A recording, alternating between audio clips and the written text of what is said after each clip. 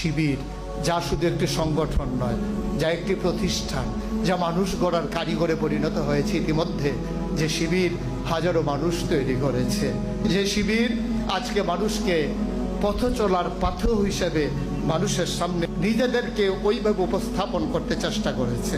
এজন্যে অনেক আগে ভারতে যখন মোহামেডান স্পোর্টিং ক্লাব লীগ শিরোপা অর্জন করেছিল, তখন কবি নজরুল একটি কবিতা রচনা করেছিলেন। আমি যখন পড়ছিলাম তখন মনে হচ্ছিল সেই কবিতার লাইনগুলো বাংলাদেশ ইসলামী ছাত্র শিবিরের জন্যও যেন আজকে তিনি থাকলে লিখে দিতেন।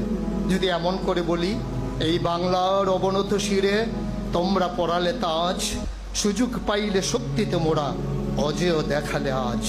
এ কি অভিনব কীর্তি রাখিলে নিরাশাবাদীর দেশে, আধার গগনে আবার ঈদের চাঁদ উঠিল যে হেসে। শিবির যেন তার রক্তের মাঝে গোলাপ গাছ লাগিয়ে গোলাপ ফুল ফুটিয়ে দেখিয়ে দিলেন কেমন করে ফুল ফুটাতে হয় আর গোড়ায় রক্ত দিতে হয়। আমি বিশ্বাস